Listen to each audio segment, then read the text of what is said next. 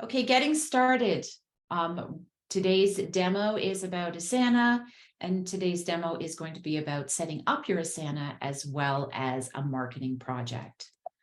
If you don't know who we are, the team at Acorn Studio Marketing, myself, Laura Dunkley, and Emily are here to help if you have any questions along the way, or follow us. If you're an entrepreneur and watching any of these for the first time and aren't part of our Facebook group, please do join. It's a great place to share information and support each other, as well as follow us at Acorn Studio Marketing.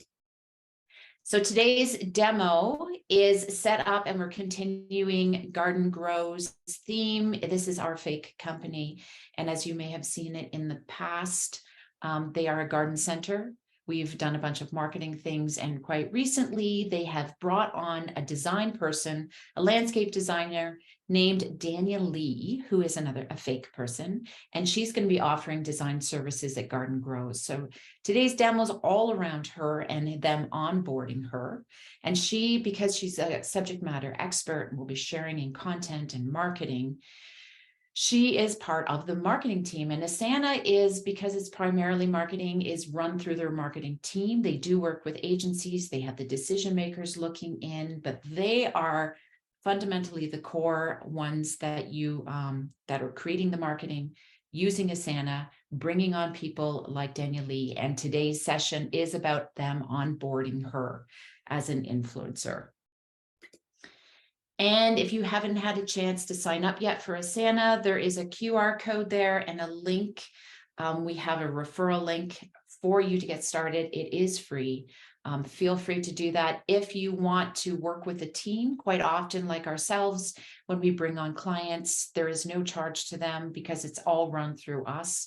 And same for you. If you want to sign this up, use it as a project management tool for yourself, as well as working with a marketing agency or anyone else, you can do that as well. So there is no obligation. But if you want to get started and give it a try, feel free to reach out through this link. And to let you know, I'm sharing some of the screenshots that you will see when you do sign up. It does take you through those projects, and we're going to talk through what that actually means. So the first one is they're going to ask you what kind of project you're working at. So it's basically setting up your first project. For Daniel Lee, it's going to be design services. And then the second prompt will be to add in a few tasks. So anytime you see a check mark with a circle around it, that is a task. So what kind of things is she going to do on design services? Well, she's going to reach out and do business development. We put in marketing, we put in consulting. You can do as many as you would like, but really this is just to get you started.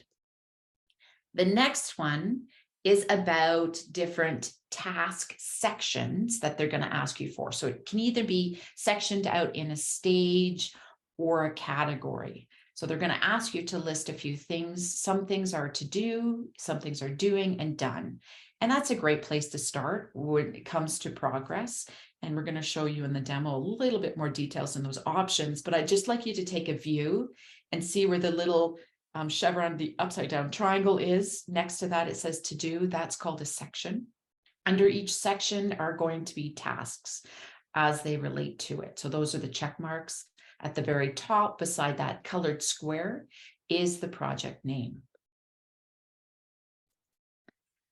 And then they're going to ask you to even more details. So once you get into the project, what do you need to know, or into the task, what do you need to know in that task to help you get it done? So things will be like, what priority is it? Is it low, medium, high? What's your progress? Are you, 50%? Are you getting there? Are you in writing? And you can customize some of these as well as they will be templated for you. What stage of the project? There's notes, there's costs, there's customs. This is a very short list of the potential.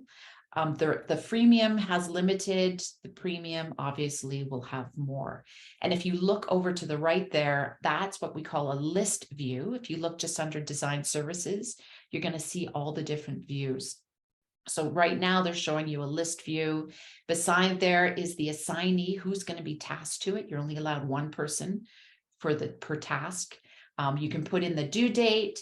And then you're going to see, as they have highlighted here, the priority. Is it low, medium, high? And that's a toggle you can have on and off. And then these are the different views. As we had shown previously, this is what they call a list view, and it just lists everything just as it says. And then it gets into a board view.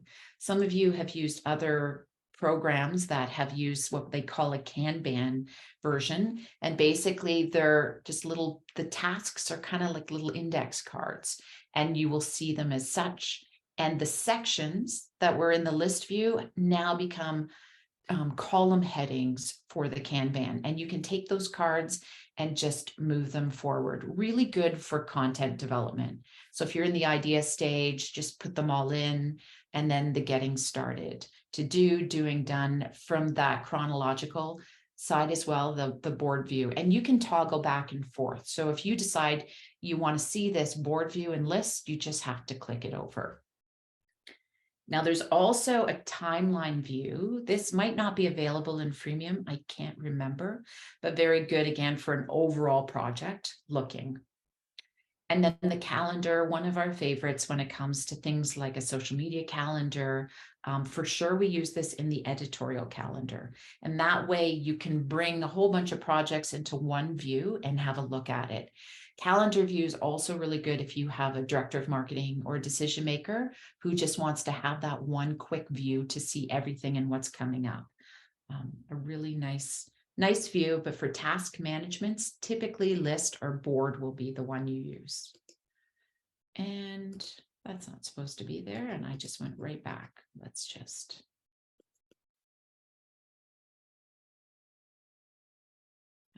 get rid of that. When you are ready and you want to invite a team, or your marketing agency invites you, this is how you do it. But if you're a team of one, you can just skip right past this. And then make sure you download the app on your mobile to stay efficient and use it. Emily and I use the app all the time. It just lets you be more accessible to your tasks. And there's a way right away to start to view those apps and download them in, whether you're in Google or Apple, and then set it up there with your login. And this is it.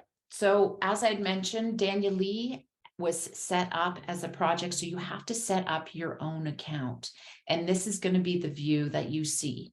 So my tasks inbox is there to the left. We're going to go in and demo that. Reporting, it's the basics. So that design services project that we just set up is now set up in this person's view. Now, the second thing, and we will show you what that looks like, is the team view. So this is where the marketing agency, Acorn Studio Marketing, created all the marketing project files, because they are going to be managing primarily, or your marketing team. Like this is an external team. So we've invited Daniel Lee to our external team. So she can come into Teams and she can see all of this, but very limited on what she can do because it's controlled by the team. But she can definitely see all the stuff that they have been allowing her to see, and then manage the tasks, and it's being run by that team. The internal view is her view. Now, what's going to be different is if the marketing team internally set this up, you're just part of the team. And that would look like underneath this team. But because they're two separate, there are actually separate views. Okay, we are going to jump into the demo. So this is the team view. As I mentioned, this is Danya's view. So this is by default. They do give you some examples. What I am going to show you is some basic stuff in team. There is really not much you need to do, but let's run through the top. The home gives you an overview of everything. This might be where you want to go, and make a habit of going in to your either home board or your My Tasks. So this is all of hers. This doesn't have any of that marketing team stuff, but it is hers. And then My Tasks is here. We actually like to use for My Tasks, this is our central place, is the calendar view. Now, this is where I'm toggling across the top. You can see all of that. And if you go over to the right here, under week view, you can see also month view. and you have an option to show weekends. So if you are going to be working on the weekends or you have events on the weekends, make sure you do toggle that on. All tasks, you can view all tasks, or you can view incomplete tasks or completed tasks. And then unscheduled is a whole nother story. Now, this is your high level of what that's going to look like. So now what you're going to see is if I go into business development, I can actually toggle right into that task. So I see that this business development is assigned to me. The due date is between these days. Now you can change that to a single day or multiple days. It's part of the project design services, which is in the to-do section. See the little chevron here? It says to-do, doing, done. That is the sections within that project. And we can also, the wonderful thing about Asana is you can add it to multiple projects. Now we're going to show you that on the other one. And that way it's going to be seen by both at the same time. This works really well when we're working in content and we want to also see it on the editorial calendar. It also works really well in our meeting agenda project, which we're going to show that as well. Dependencies, I do believe is only part of the premium. I would have to check. But what a dependency is something has to be done before this task can be completed. So if you set a dependency that I cannot publish this social media post until approved, and the approved is another task, you can set that dependency.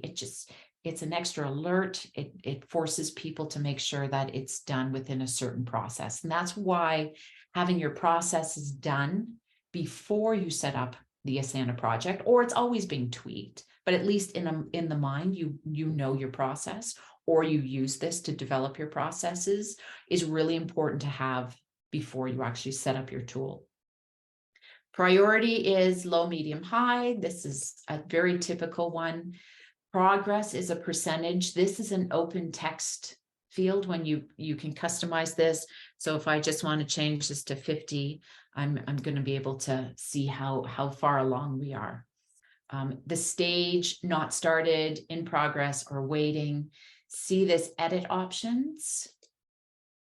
We can actually change this too. So I can go in and go, okay, unless, just as a reminder before I jump into this, if it is created by someone else or it's being used by someone else, this actual field, it will change there as well.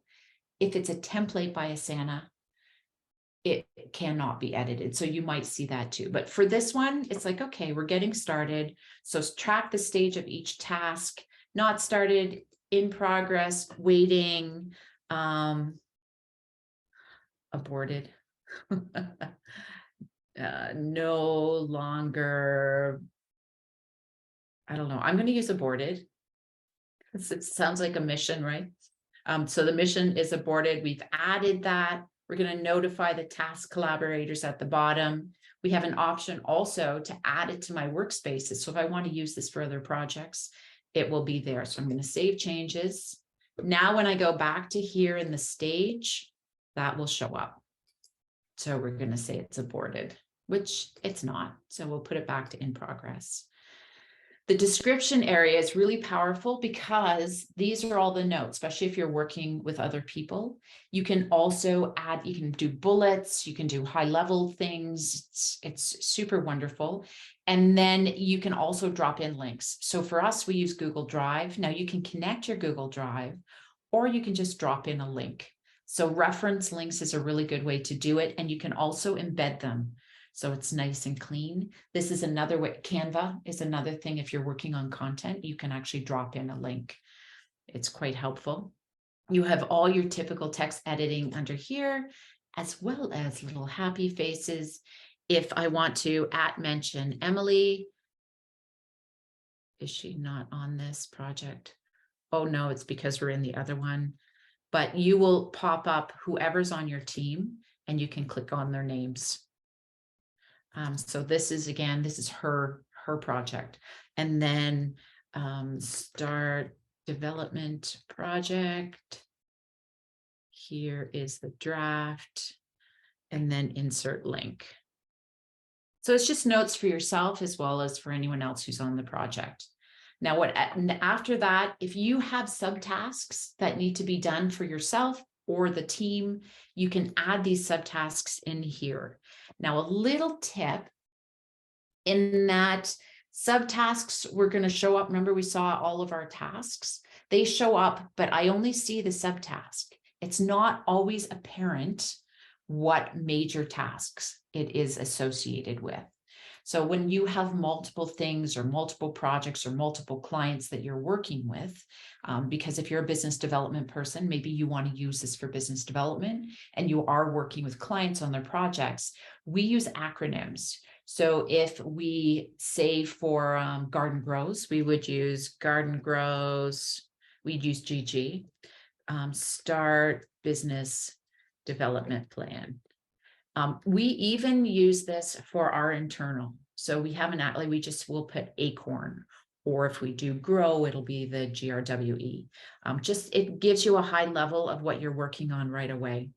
Then for the subtask, you can also put a date, and then you can assign it to yourself.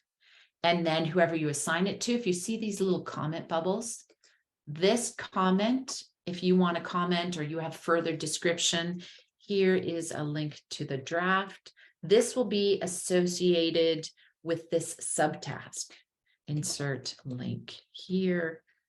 And then all of those will be kept track. So it's really important. And this is the power of having these comments associated with the tasks, is you can start to see an audit trail of comments. So I can see an audit trail of comments on the main task as well as the subtask.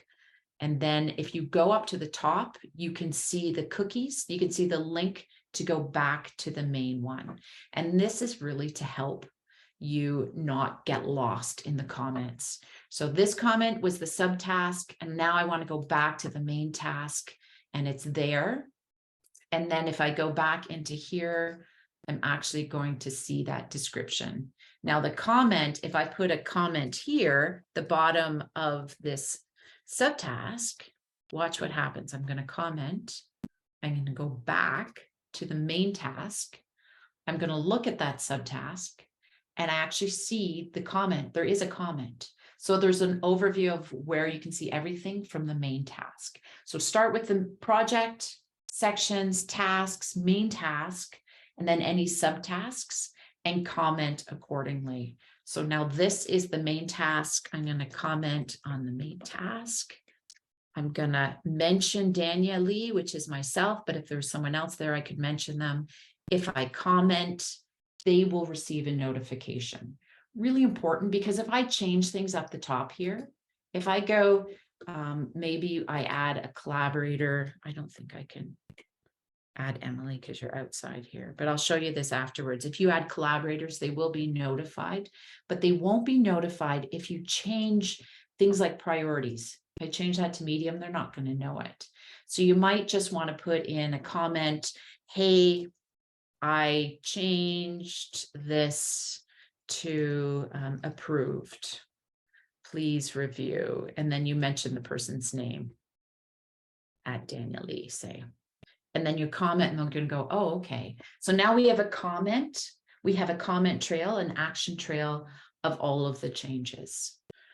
So that's Task Management 101 for Asana, and a really important one. When I want to collapse this, I just go up to the top, I click the X, or I can press Escape, and then I can go back into it and it's all there. So on my calendar, my tasks view, I can actually also see this little interesting little icon, but it basically tells me there's a subtask associated with it as well. So that is the overview of the main one there. The other thing to mention is your inbox. Do check that regularly if you have a team and you're working with them, because people will send things, and that's where all the communication, it's a central place. So check your My Tasks calendar view every day. Go into your inbox every day. Reporting is wonderful. We won't get into that. Portfolios and goals are only for premium, so we won't get into that. And then for My Workspace under here on the sidebar, you have the ability to invite people here. And that's where you can start to invite teams. If you press the plus, you can this is where you can actually add new projects. So for instance, I'm going to use a template. You can do it from scratch. They changed this view, didn't they? It's for MySpace, all layouts. There's the different options. If I hit create project, I can, oh, you know why? It's because the free one. It's the free one. Design, customer. Oh, here we go. Sales pipeline. So maybe you want a sales pipeline, but you will have to do it because it's a freemium. But that is, see now on the left here, you can actually see her 2 projects. So for her sales pipeline, and you notice they're different colors. Really nice thing to have. If you want to change that, you just do the chevron at the top here, set the color, and you can make whatever color you want, or you can turn it into a little icon. Oh no, they actually added onto it. That's right. So you can actually add extra things on. Yeah, I forgot about that. So it's now pink and it's all about launching. It's a nice visual. Edit project details is where you can change the name. If you want a due date, if it's a project that has an N, like a website launch, you can add that in here and also put in a description. If you go back up to here, you can also save this layout. So if you do decide you do like the layout, it will be your default. Copy project link is where you can actually get the link to share to someone. So it's a quick, hey, find it here. Duplicate, if you create this as a template, you're able to duplicate this for future ones. And I do recommend, if you're going to do templates, do it, set it up, keep it clean, and then set it up as a template. Duplicate it and start it and actually write down that it's a template, or it gets very messy. So if you have a website design project, for example, and you have all the headings that you want to do and you start using it for the client, when you go to duplicate that, you actually have to clean that up. And it's a little time consuming because you can't do multiple ones at a time. So create the template, keep it as a template, copy it, and then start the first project. And this is where you can save it as a template. Don't do the add to portfolio. That's for another day. Import is for another day, and export as well. But a good thing is you can sync it to the calendar. I know we asked about that and I did look into it, and I'm going to look into it further to see how to do it for the different calendars, Outlook, Google, and Apple. But it's a bit of a process. So we're going to have to come to that. When you're done with it, you can archive it. You don't have to delete it and it will hide it. Or you can delete the project if you really want to. So that's an important piece when you're setting up a project, as well as the overview here. So if you have a project or something, even if it's ongoing, and you need that central place for organizational documents, put them here. It's the project description, expectations, add in projects. You can set goal, key resources, which would be a project brief for guidelines or something like that. You can put in links or actually documents. And then you can create these really cool milestones. So when sales, like, right, hit 50% of my sales targets. And I need to do that. Say I'm going to do that by the end of June. And I'm going to be the one that gets notified. And so now all my milestones are here. And then when I go back into my project, I'm going to see it on that date. Before we do that, let's have a look over what status, because you can update your status: on track, at risk, off track over here. Here's your due dates, and you're actually going to see your timeline.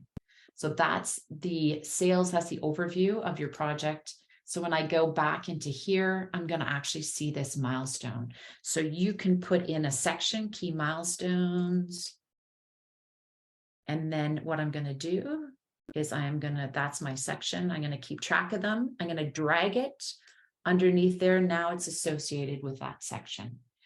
And that pretty much is the setting up of everything. I mean, there's a lot more to it, but that's a good place to get started. Any questions about this before I move on? Because I'm okay to take. No, in the setup. Yes, there's some questions about notifications. I guess one of them is where does the person receive the notifications? inside Asana or via email. If you could talk a little bit more about how that works. Yes, and typically it's quite interesting. Asana, as Emily had mentioned earlier, our call. It's if you have your email notifications set up. Now, if I do believe, and Emily, you might have to remind, is it my settings? It is. Okay, under my settings. So under your profile, under my settings, this is where you can set up a whole bunch of things, including your notifications. So you can have it to pause your notifications if you maybe are on holidays. Do not notify me between 5 and 9 a.m. Do not disturb me on my days off. Maybe those are those days. Preferred email. And that's where it's going to come, your email notifications. And you get to put in whatever you want. So maybe you want only your mentions. You don't want every single task because you're going in daily, but you do want weekly reports. So you can add that in. You can also add a new email. It just has to go through a verification, but you can have more than one email. Browser notifications. I haven't used this one, but I think, have you used browser notifications, Em? I usually turn those off because I have a lot of notifications coming in during the day. Okay. Essentially what will happen is, like, if you do any other notification for your browser, it usually just comes up in like the top corner. From my understanding, it's easier to use Chrome. It just looks better, but it's a lot of notifications, especially if you are working from a team. I try to avoid browser notifications because they're overwhelming your screen. I usually stick to the email ones, as well as having the app available.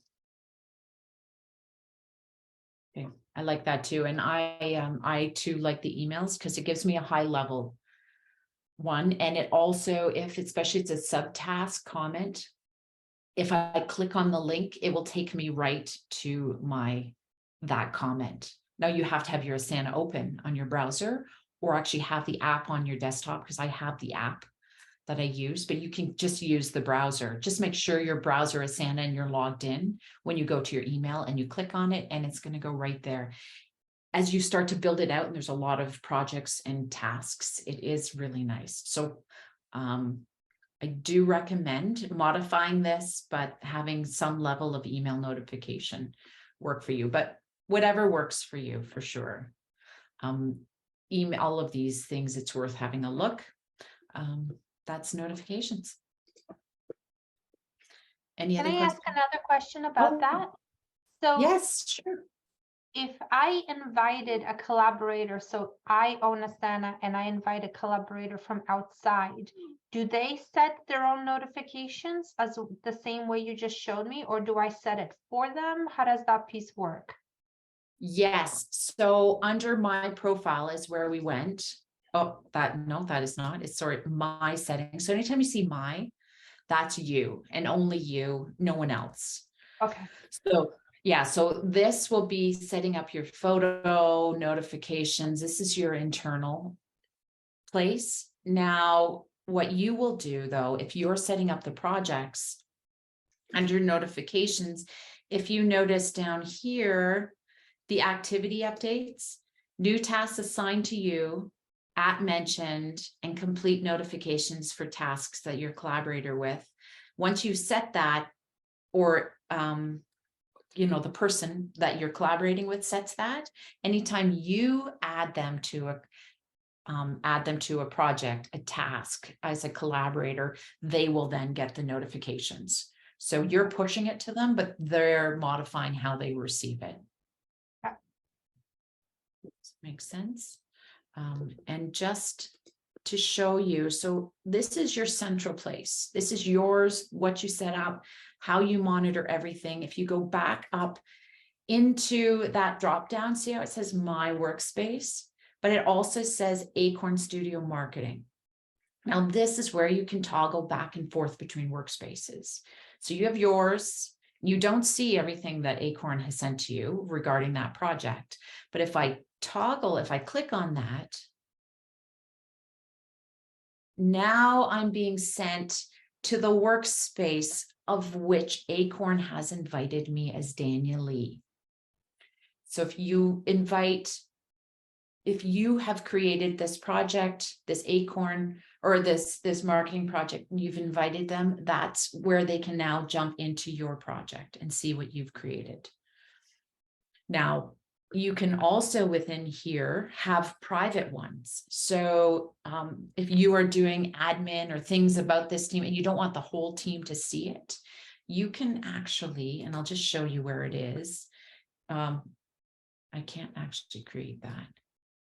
Hold on, let me go back to this because it's a really important piece to make sure that only the right people see the projects. So if I go back into here, I can create sales pipeline. If I go up to that little drop-down chevron, I do believe this is where it is, edit project details. Oh, you know why? It's because she doesn't have any other team members. Am I missing this, Em? Where was that project?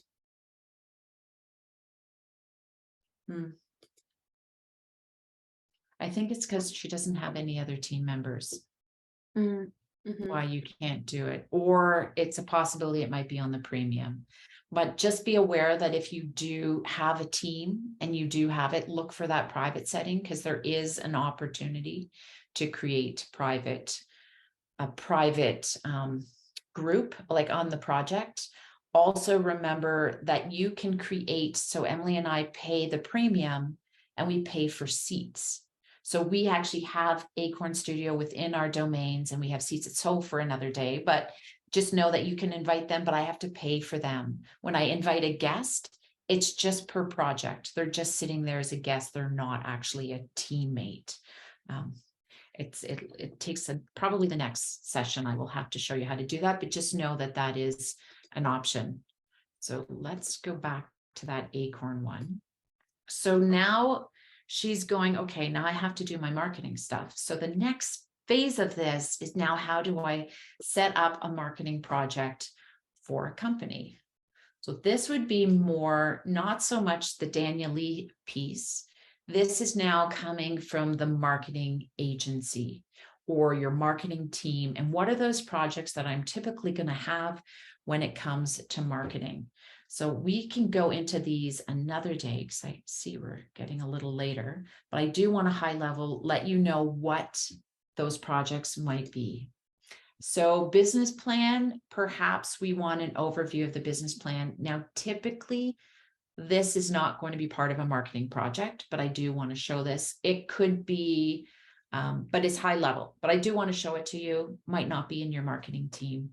This comes from that list of what are those meetings that you would do every year. So if you have an annual meeting for a business plan review, marketing plan, marketing audit, biannually, you want to do a marketing plan review, quarterly, monthly, weekly, daily, you might want to set up a project for that. Now that might be sitting outside your marketing plan workspace, but something nice to have. The next one will be your marketing. See how I can just click and drag to. The marketing planning. Now, this is where your marketing team is going to go, okay, so based on that, what now has to get done? Because in my business plan, marketing plan review, because you start from the top and I go, oh my goodness, marketing plan review, marketing team has to be on it. So now if I click on this demo marketing planning, I'm going to be able to see strategy and planning. I've added it also to the strategy and planning section under demo, under the marketing planning, because it's driven by business planning, because it's like, marketing team, you got to pay attention to this. And you know who's going to have to, it's not Dania, it would be the marketing person, but we're going to put her on here. And it has to get done. When does it have to get done? It's the annual one. Let's get it done. November 1st. So this is the date it's due. It's in business planning, but I have to let marketing know because it has to be in their project too. And then you can start setting your tasks, which aren't the right tasks. So now, see the little right hand click up here? I'm going to do escape. And it's going to shut that down so I can see that clear. If I go into marketing planning, poof, it's there. I so love that feature. Right. So now you can start to add different projects. On top of that, and if I'm in business planning, I also need to make sure that we put this into our meetings. So I'm going to add it to the meeting agenda one, which I'll show you in a second. And it's a future one. I don't know. Or we put it into meeting agendas. It doesn't even have to go into the section. Maybe right now I'm just going to leave it untitled. So now when I go into meeting agendas, it's also there. So this is just a way of keeping the right project with the right eyes. So that's marketing, the business planning, marketing planning, set up that project. This is high level of all your tactics, the planning of those tactics, not the doing. So for instance, email marketing, it's not actually creating the newsletters. It's about what is that planning? What is that admin stuff? Because I don't want it on my editorial calendar. This is just the overseeing. Maybe it's reporting. Maybe I have to create a customer journey in my email marketing, a journey map of automated emails. Social media, it's like, okay, we got to discuss ideas with the team, PR. Let's talk about this. So this is your planning one. So when you meet to have your planning, you're going to use this as your guide. And then you go to the tactical ones afterwards. Editorial calendars, we mentioned, this is things are going to roll up here. So I filled out for December, and we had talked about this one before, but this is where you're going to see all your tactics, all your things in one place. They're all color coded based on the tactic projects on the side. So if you see the demo email marketing is pink, and all of the pink are going to show up. Blogs are turquoise. Blue is social media, and gray is all my advertising campaigns. Yellow is actually this event market. So this is the high level. This is what senior management would want to look at, and just use this as a snapshot. It will come right under planning because that's kind of what you want to see. Meeting agendas should actually be up higher, and this is where you can actually plan all your agendas. So these are things that maybe I'm going to roll that guy up on the top. Marketing plan review. Let's put it under to discuss, because for some reason it's under this untitled section. And then your meeting agenda. So you know you have a meeting coming up. It's always good to have an agenda to be efficient. So if I click on this, I have a template here of things we want to fill out for every single meeting. And we can use this as a template. Really good one. Maybe we have Friday team meeting, May 19th. And whoever's going to be chair or leading it, that would be the person to put it in here. And then you can even get people to add things to it. Really, really good way. We have learned this over years to leverage this for our meeting agendas. So hopefully you can use that too. Editorial, then we get into blogs. Now we're getting into tactics, right? So what kind of content do you need to create? What kind of tactics do you need to do? How are you going to manage them? So blogs, a great way because you have to move them through. There's some key things. We have a place to dump ideas. Okay, we've decided from the idea, we're going to actually start to write it. If that's the case, we just click and drag. And it's like, okay, so now it's in progress. Who's responsible? So Daniel Lee is now responsible for the health benefits of indoor plants. And if we click on that, it shows that same task across the side. But because blogs is a new project, you can create whole different sections, right? So now I want to know about pillars. I want to know what materials are needed. Multi-select you can have. This one is, I want to force it to be one select. So it's a single select when I've created it. Status, it's in draft. Priority, now we've moved it to high because we got to get it done. Here's the due date. It's on the editorial calendar, which means that this final date is the published date because I want to see it when it's going to get published. Who's the last person responsible for it is up the top. And here's all the notes and links and subtasks. And you do that for all of them.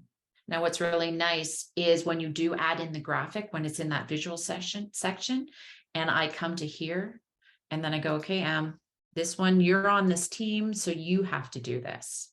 So she will be the one to go, okay, it's complete. I'm going to notify people, and then you can move the progress to,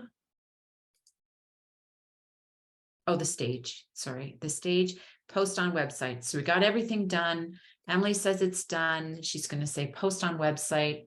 Guess what? Laura, it's your turn. Now, what she can do is change this to me. And then now it's my job. So that's one way to do it, is you can have people change it. The other thing you can do is create subtasks, and the last person most responsible stays on the main task, and the subtasks are who's doing it. So there's different ways of managing it, but that's just one example. Then we get into social media, create one of these for every single month, figure out what posts you want, do the same kind of idea, but post number one has all your posts there. If it's LinkedIn, Facebook, Twitter, whatever that is. And then that last person responsible has to be the one at the top, because they're going to be the one that schedules it out. So not like the blog in the fact that it's a progress. This just shows all your different posts.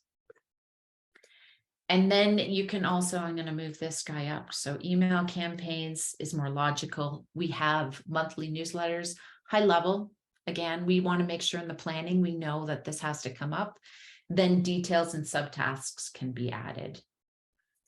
And then for campaigns, this one was actually an example from Asana, and it is a template.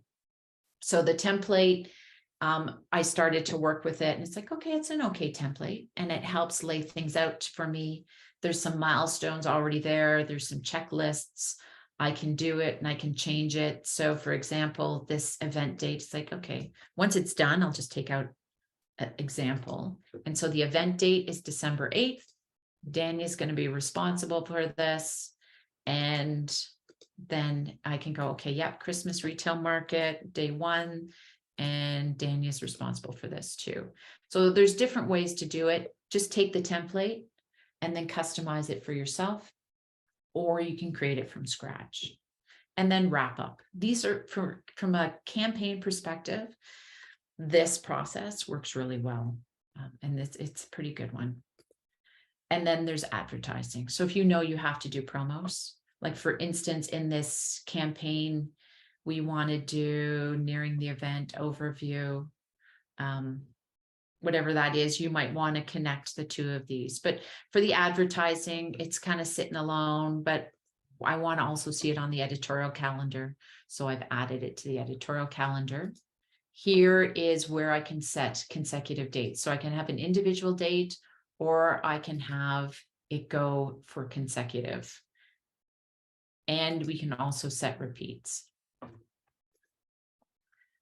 That is high level. That is demo number 1. Questions? Because I know we're past time, but I'm okay to stay on. It's a lot of information, but you'll have the recording. Okay. Anything? That was great. That was a lot, but it was great. But it'll be recorded. So yes. I do have one question about the upgrade, because everything you were showing us was in the free trial version, and it said at the top of the screen the whole time that you have 30 days left to the free trial. So is this one of those subscriptions where I have to pay after it, or I will lose access to everything after 30 days, or there's a certain base functionality that continues to exist? yes, there is a certain functionality, and I wasn't able to turn that off so you could see it. But yes, similar to Canva, in that you won't lose everything. It's mostly losing the ability to customize things. Like there's certain things about dependencies. Now add dependencies, see how I did the block thing, priority. I do believe, actually, I'm going to move you back over here because I can't see. If I go back to my workspace, and I'm in sales pipeline, and I go here, I can add dependencies right now. Now, what's going to happen is I know that's a premium feature. So you will lose that ability to do the dependencies, but this task will still be here. So the main things like milestones, things like that are part of the freemium. Things like timeline, you might not be able to see. Workflow, you're not going to have. I know that's a premium feature. Boards and lists and overview, all of that is part of the freemium.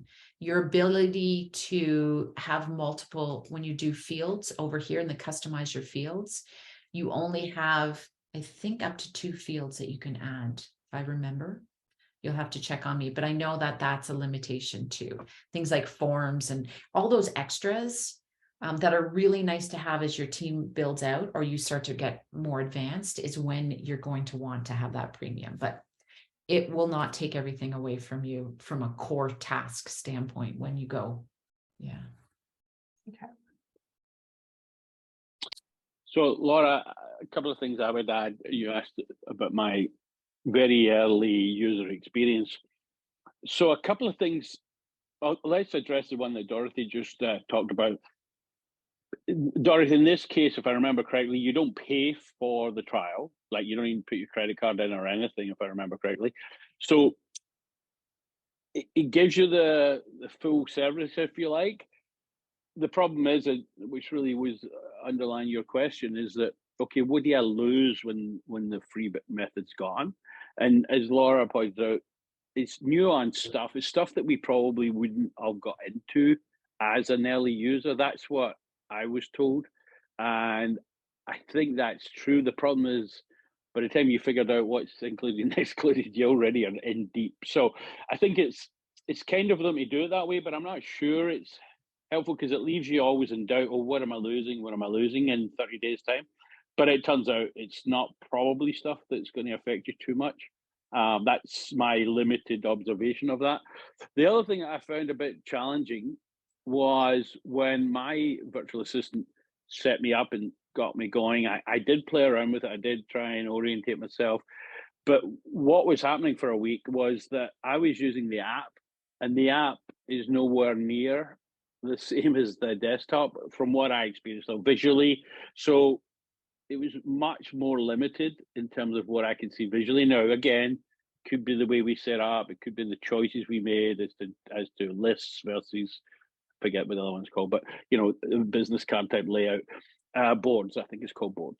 So those were areas where the app would give me a similar, even a superior visibility of the headline, overviews, but I felt it didn't, and there was things that my VA set up nice and neatly, but I couldn't really see nice and neatly because the app was more limited. That was my experience. And then to address the main thing is that obviously Laura and Emily know a lot about this, and it does get into the weeds, and obviously most of us, well, certainly I can only speak for myself, I suppose.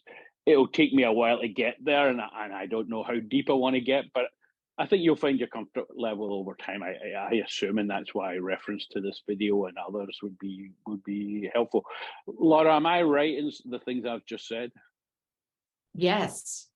Yes. And thank you for your viewpoint, because Emily and I have been using this for so long, we forgot what it was like to onboard. And we haven't lost that. And I do wish they would always tell you what's part of premium and freemium as you're going along, so you can make those suggestions. For yourself, for what you're going to use. That is good feedback. And this I just pulled up. If you want to see under their pricing, you can see ahead of time if you want to have an idea of what's free and what's part of the extra. So this gives you an idea. And your app, you're so right, especially when it comes to the mobile app.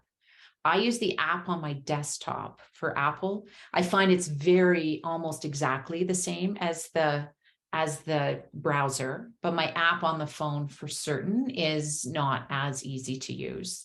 And there is an app for your iPad as well.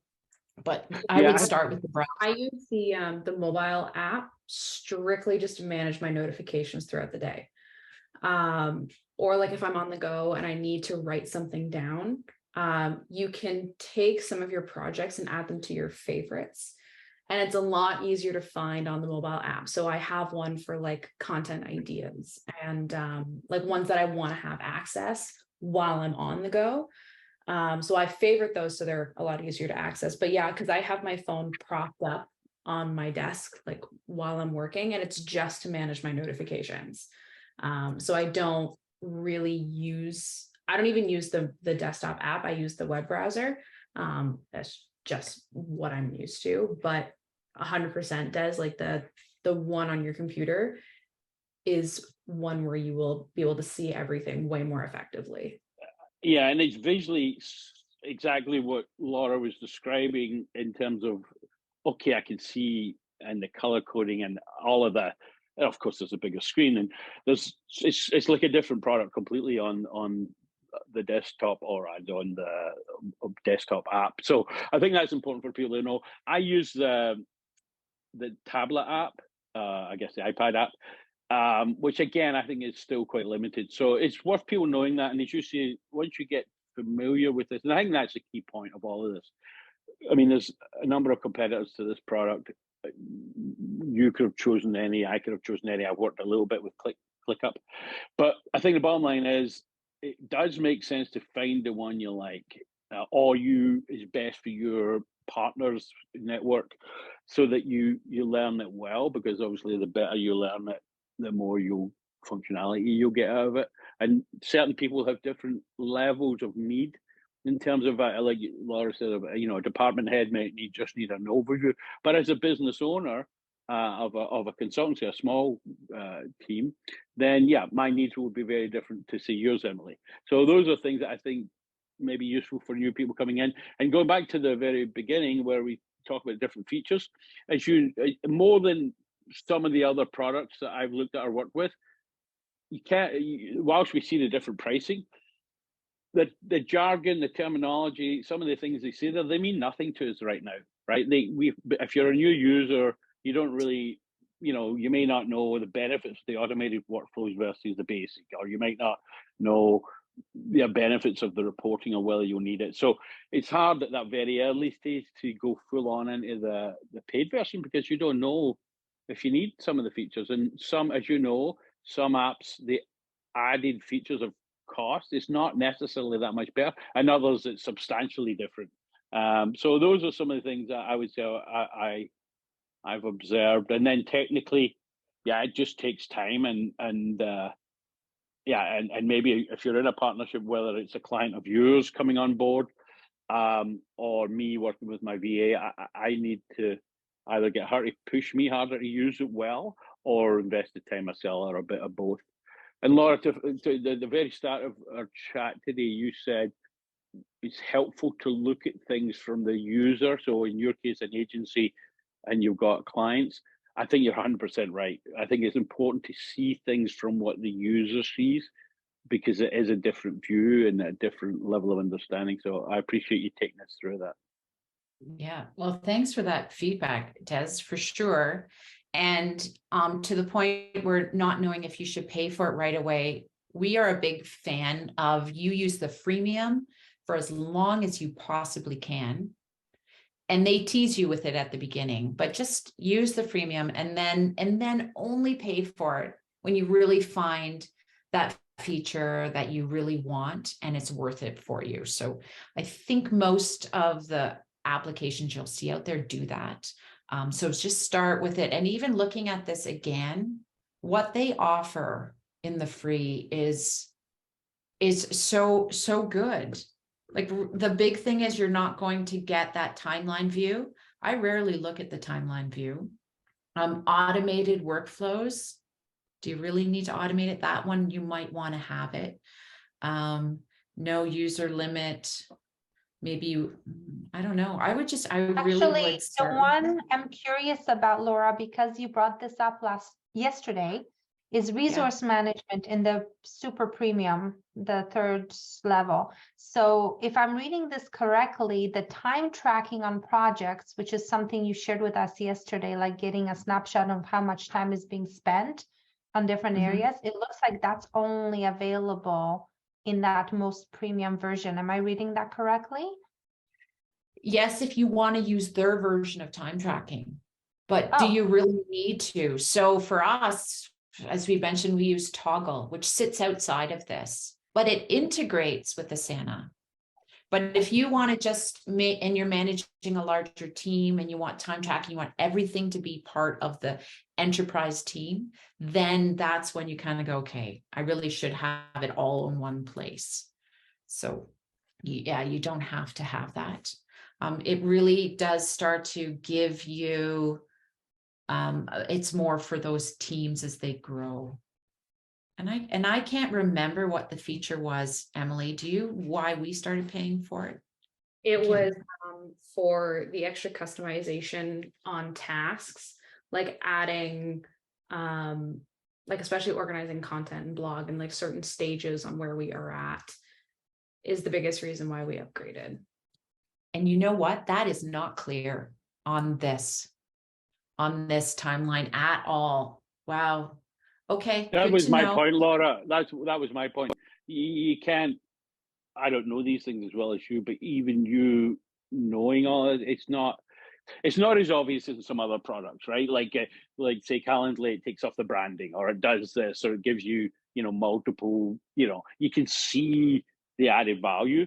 So I'm sure there is added value here, but as you say, that they don't explain them all. They're all very deep and subtle. Dorothy picked up on that one. I didn't, so yeah, it's not a big deal, but it's just, it's, yeah. And as you say, they keep prodding you. Oh, you need to pay for your paid per subscription now. And I think it is a little bit more unsettling than some other apps, but it's a minor problem once you understand it. Yes. And some of them you really don't get to know. And this is where hopefully some of these demos and the guidance from us using it for so many years has helped. That customization, Emily, you're right. I forgot we were only limited to those two, and that was very frustrating. So when you see over here, not this one, but if you see this one, and you go not to hers, but you go over to Acorns, because we have the paid, we are able to add in so many different fields. Let's find the blog. So the blog, for instance, when we open that up, you guys can see all of these things, right? The materials, the pillars, the description, everything, because we have done the paid. But you can't go in and change those because you don't have the capability to do it, if it's my understanding. So anyway, that is where we offer the benefit to our clients because we've paid for it. We have extra customization. So you're right, that is a cool feature to have, but when you're doing it just yourself, do you really need it? So can I ask that can I ask that question, because it really relates to something that Emily said earlier. When she's out and about and she has a content idea, is the value of going into the app and putting it in here versus just jotting it down on a sticky note or in her memo pad, the fact that she's actually now going to go and assign it to a pillar and a tool? And like, walk me through that quickly, Emily. Yeah, so the value of doing it within Asana is because like Laura and I work with a lot of different brands and a lot of different people. So I might be out walking and I'm like, oh, I got great idea for this client. So we have a board created for like content dump, and we'll put in some notes about how it is. And it eliminates the step of remembering to have to put it in later. So I'm just going in, I'm adding it. So now the client can see, oh yeah, that's a really great idea. For my own personal things that don't relate to Acorn and stuff, I don't put in Asana. Like I have like my own process, like my own notes and stuff like that. But something that where it involves both Laura and I, and potentially another client, it's just easier to put it in Asana, because then, yeah, like I said, like it eliminates the having to remember to put it in later. And then my notes get all messy and stuff. So it's nice and organized, but it really is, like, for the notification aspect of it. It's great because then you can just see what's happening. If you can't get to something, can't get to a comment, or if you see something's approved, it's like, oh, okay, makes you feel a little bit lighter. Something's approved. But yeah, the on the go is really nice. Or even if you have to comment back, like if somebody has a question about what you did, like for example, if I create a graphic for Garden Grows and Laura comments on it and was like, hey, can we make the logo a little bit bigger? I'll comment back, yeah, no problem. Give me until 4 p.m. and I'll re-upload it. Or if somebody has a question on, when it will be uploaded, it's like, oh, scheduled for 2 p.m. Perfect. So it's just a quick little access, so you don't have to have your computer with you all the time. Nice. Okay. Yeah. So what we would otherwise do using Google Drive and text messaging into separate places, you put it all together in one place. Absolutely. And then the conversation is attached specifically to that task. So we had a client that always wanted to use WhatsApp, and it got super messy because there were so many people in one chat. And the tasks that we needed approval for or comments on, it was all in one chat. So things got lost. But now it's organized specifically in that one task. And that's why subtasks are super great too, because if you have a whole bunch of things that you need done within that task, it's still contained and it's still organized. So that aspect is really great. Yeah. And I think too, Des, going off of what you said about how, there's all these tools out there, and it is a learning curve. I think sometimes Laura and I forget how big our learning curve was at the very beginning. I don't know, Laura, do you remember, like, we downloaded it, we set it all up, we used it, and then we forgot about it for like 4 months, didn't use it. And then we're like, oh, you know what, like, we really need to start using it again. Went in, cleaned it up, then didn't use it again for 2 months. Like, it was just because it took us so long to get used to it. But it's just like any other task management system. But I think I know my biggest reason why I love using Asana now is because I can easily send you a message through Asana, and everything is it's so organized when working with a team. Whereas before I worked with anybody, I would just use my notes, or I would use like Notion or something because it was just me. But the second you bring in another person, you have to make sure that all your tasks are organized in some way, in some capacity. Can I ask a question related? Yeah. Oh, go ahead, Des. So in my case of working primarily, actually right now, exclusively using Asana with my VA, and it's all about, numerous tasks, we're working on numerous projects. Would I not use something like Slack? Does this replace Slack for us, do you think? I think there's different reasons for Slack. It's a great messaging system, especially if it's something that's not task related, or it's just like an overall question. I think that's really good. I think Asana, it would be cool, something that they added, if they add some kind of like messaging system. I'm not sure if they have it. It hasn't been very clear if they do, but I think conversations in Asana are meant to be like per task, whereas Slack is something like, hey, just confirming our meeting for 3 o'clock today. Like, I think that is a really important tool. Or can we get more details about an event or something like that? So okay, I think that's helpful, because I because it's early days, I actually just this morning was typing up a list of contents for a discussion later to do with projects, and so it's 90% to do with projects. So in the future, when I'm more familiar, I should probably use Asana for that, so that it's already in that tool, because it's all about the projects we're planning, right? yeah, absolutely. Okay. Absolutely. Thank you. Yeah, Thank so you. is that central source of truth, right? So that's where that mapping of your processes on Miro really helps in how you're going to use it. So having, if you say everything related to things I need to get done, and that task has to be documented some way or another in Asana, because that's my central source of truth. So if it goes off to Google Drive or my content, maybe there's a conversation on Slack, because I know you can integrate Slack, and maybe you've created a channel specifically for that project, you can integrate it, but there has to be that one central source of truth.